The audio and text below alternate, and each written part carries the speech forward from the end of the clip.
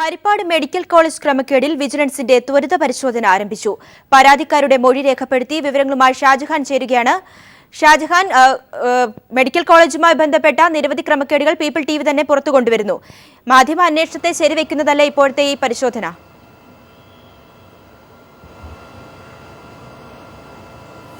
തീർച്ചയായിട്ടും ഗ്രീഷ്മ, ഹരിപ്പാട് മെഡിക്കൽ കോളേജിന്റെ ആരംഭഘട്ടം മുതൽ തന്നെ വ്യാപകമായിട്ട് അഴിമതികൾ നടന്നതായിട്ടുള്ള വാർത്തകളാണ് പുറത്തു വന്നിരുന്നത്. സ്ഥലമെടുപ്പ് നടപടികൾ തുടങ്ങി ഇതിന്റെ എല്ലാ ഘട്ടത്തിലും അത് പ്രകടമായിരുന്നു.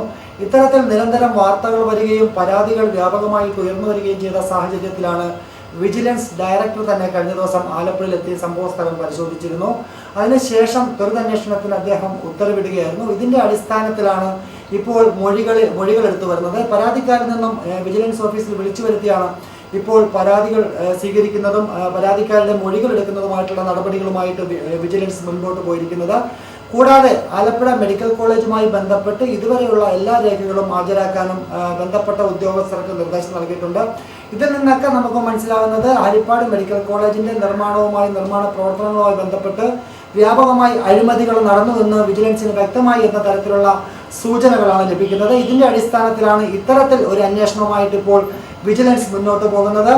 76% മാത്രം, 76% സ്വകാര്യ മേഖലയ്ക്കും അല്ലെങ്കിൽ സ്വകാര്യ വ്യക്തികൾക്കും ബാക്കി സംസ്ഥാന സർക്കാരിനും മാത്രം കുറഞ്ഞ ഓഹരി ഉടമയിലാണ് ഇപ്പോൾ ഈ മെഡിക്കൽ കോളേജിന്റെ നിർമ്മാണ പ്രവർത്തനം നടന്നു വരുന്നത്. പക്ഷേ ഇതിന്റെ ലാഭം കൊയ്യാൻ പോകുന്നത് സ്വകാര്യ വ്യക്തികളാണ്. ഇതിന്റെ സ്ഥലം ഏറ്റെടുക്കലും അല്ലെങ്കിൽ അതിന് ആദ്യഘട്ടത്തിൽ ഇതിന്റെ കൺസൾട്ടൻസി നിയമിച്ചതടക്കമുള്ള കാര്യങ്ങളിൽ വ്യാപകമായിട്ടുള്ള അഴിമതികൾ നടന്നിരുന്നു.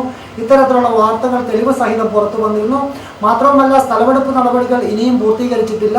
സ്ഥലം, അതായത് 10,000 രൂപ 20,000 രൂപ മാത്രം സെന്റിന് വിലയുള്ള സ്ഥലമാണ് 2 ലക്ഷം 3 ലക്ഷം രൂപ വില കൊടുത്ത് ഇപ്പോൾ ഏറ്റെടുത്തുകൊണ്ടിരിക്കുന്നത്. ഇത് പൂർണ്ണമായിട്ടും നിലമാണ്. 90%-ലധികം ഇപ്പോൾ മെഡിക്കൽ കോളേജിൽ എടുത്തിരിക്കുന്ന സ്ഥലം നിലമാണ്. ഇത് നികത്തി വേണം ഇവിടെ മെഡിക്കൽ കോളേജ് പണിയേണ്ടത്. ഇത്തരത്തിൽ വ്യാപകമായിട്ടുള്ള പരാതികൾ ഉയർന്നു വന്ന സാഹചര്യത്തിലാണ് വിജിലൻസ് ഇപ്പോൾ ത്വരിതാന്വേഷണത്തിന് ഉത്തരവിട്ടിരിക്കുന്നത്.